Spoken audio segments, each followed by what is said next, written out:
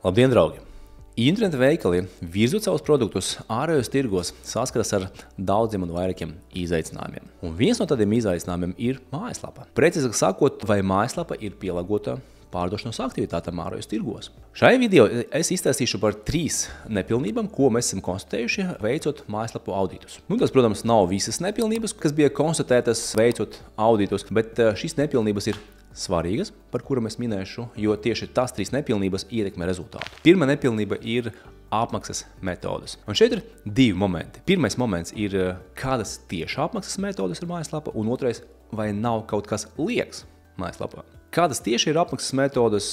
Es domāju, ka šeit ir skaidrs, ar PayPal iztikt, nepietiks. Tad šeit mans ieteikums ir paskatīties tajā valstī nozares līderus un kādas apmaksas metodas ir tājas mājaslapas, tājas interneta veikalos. Un tad skaidrs, ka ir copy-paste. Tad paskatīties, kas cilvēkiem patīk visvairāk, ko cilvēki izvēlas visvairāk. Tad tas vienkārši ir jāparkopē, jo tādi ir spēles noteikumi. Un otrais moments, vai nav gadījumā kaut kas liekas mājaslapā. Es izstāstīšu piemēru, kad nesen esam auditējuši vienu internetu veikalu, un tad uzņēmējs jau reklamējas Vācijas tirgu, un tad, kad vācietis iet pirkšanas procesu mājaslapu, un tad viņš tiek līdz checkoutam, un tad viņam apmaksas metode ir kliks, kas ir vietējais Latvijas produkts. Un Vācijā viņš nemazam nezina, ko nozīmē kliks. Skaidrs, ka šis ir liekas. Tad tam kliksam viņš ir labs, pieņemsim, Latvijā, bet Vācijā vairāk atbiedēs to cilvēku, un skaidrs, ka redzot kliksu, turpat šim cilvēkam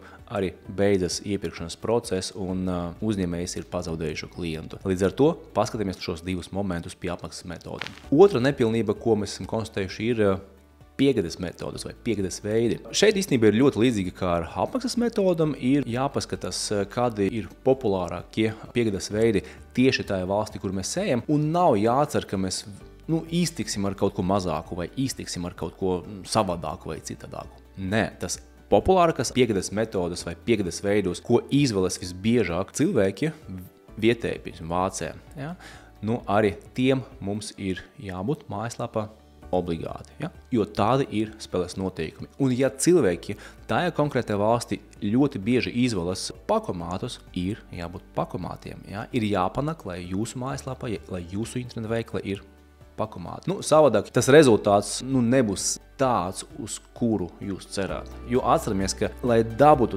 trafiku eksporta tirgu, tā ir nauda. Un tā ir pietiekami liela nauda. Un tie cilvēki, kas atnāk uz mūsu mājaslapu, uz mūsu internetu veikalu, mēs gribam, lai mājaslapa ir pielāgota pārdošanai, ir sagatavota uzņemt šos cilvēkus.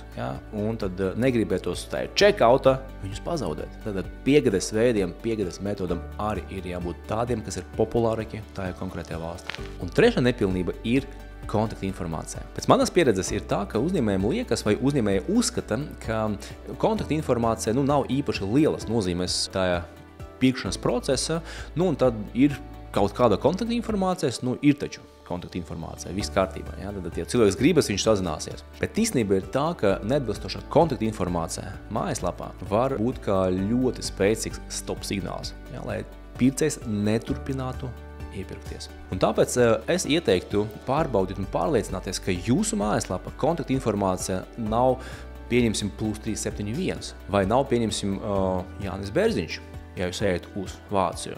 Un vēl sliktāks scenārijs, ko var iedomāties, kontaktos e-pasts ir .lv. Tas ir vispār diezgan kritiski, tas ir tāds red flag. Es ieteiktu pārbaudīt, vai jums mājaslapā ir šīs nepilnības, kas saistītas ar kontaktinformāciju. Ja ir, jūs tagad zināt, ko darīt, jo tas ir svarīgi. Jums ir jācenšas izskatīties maksimāli kā vietējais uzņēmējs, lai cilvēkam ir drošāk ar jums sazināties. Un tad noteikti pieņemot vai ņemot vērā šīs 3 nepilnības un piestrādājot pie šīm 3 nepilnībām, noteikti tas ir ceļš uz to labāko rezultātu, un tad, lai jums izdodas, novēlu veiksmi ar mājaslapas pielāgošanu pārdošanai. Tā.